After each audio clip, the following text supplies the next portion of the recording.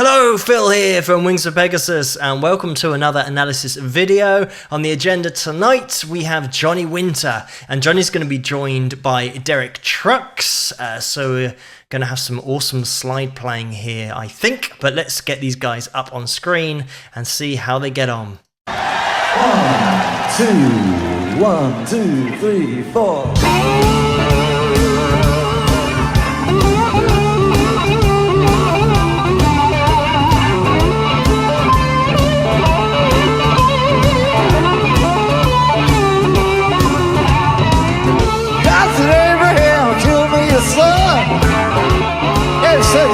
Be putting me on.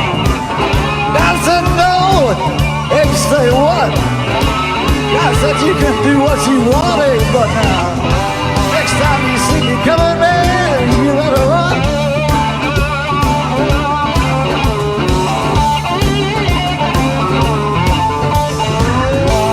And say where you want this killing done. God's on Highway 61.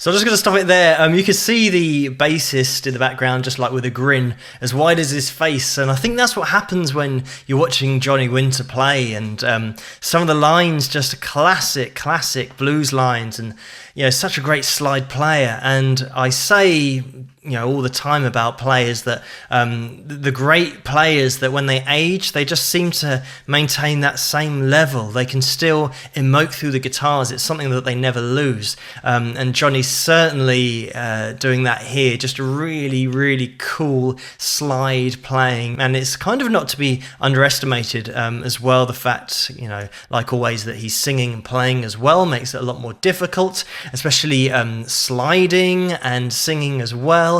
You haven't really got that when you're playing on frets. You've got the kinesthetic feedback. It's quite a long word, but you can feel between frets. There's always a division between frets. When you're playing slide, there's no kind of divisions, so you can't feel where you're going. Sometimes you can play and you can feel as you're sliding over frets exactly where you're on the guitar, so you don't really have to pay too much attention. Whereas this kind of playing, you have to be super accurate all the time, and it's a lot harder than it looks. And Johnny's certainly accurate when he's singing and when he's playing. Bloody no! Back in Papa, they wouldn't give him no clothes. He asked for how and where can I go? There ain't no one place I know. They said, tell me quick, man, I gotta run.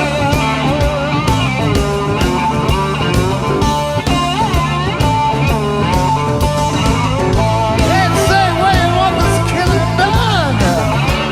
Cause it on Highway 61.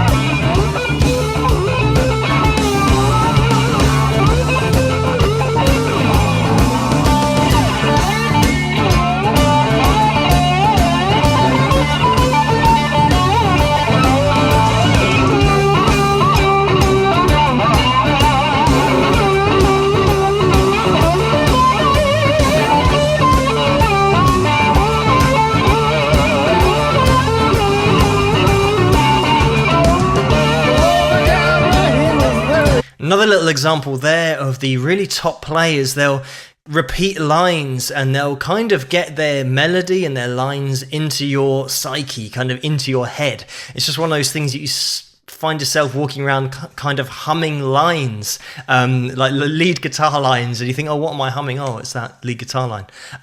So yeah, it's one of those things that the top players can somehow just embed melodies in your head so that you find yourself singing these melodies back. And Johnny's one of those guys that can not only play it accurately and technically well, but he's got that ear for melody where he can really write some great solos, some great lines that you can just kind of repeat back, and it's just a little melody that kind of gets stuck in your head.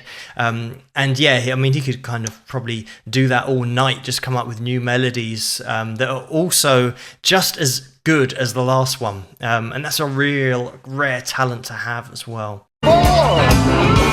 Trying to create a network war. Found a promoter who almost fell on the floor. Trying every game just got a thank you for, but yeah, I believe it to be very easily done.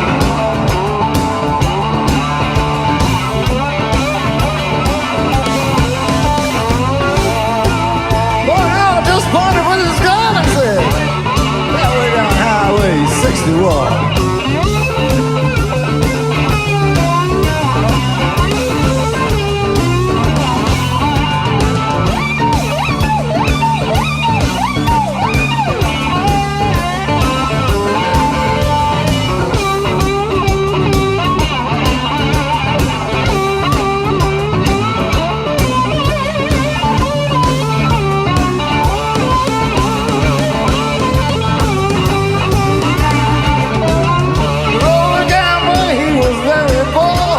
And just a quick note as well that Derek Trucks is one hell of a slide player himself, and just the fact that he's kind of just watching intently what Johnny's doing, you can see that there's some real respect going on there, that Johnny's a really top level slide player.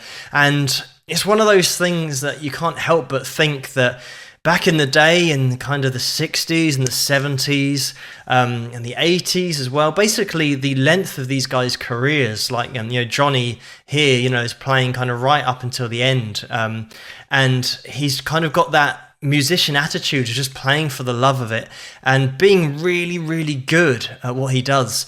And it's one of those things, unfortunately, I don't know, I feel like that's lost in the generations. It's like nowadays it's just more about kind of making the money than making the art. And back in the day they wanted to be as good artists as they could be, regardless of any money that they could make or that they would get.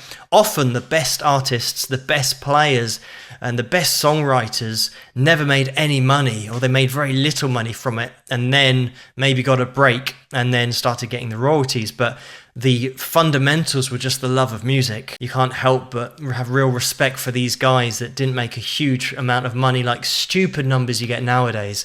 But they just kept on playing, kept on doing gig after gig, just for the love of the music. And the difference is, when you play for the love of the music, the audience can hear it.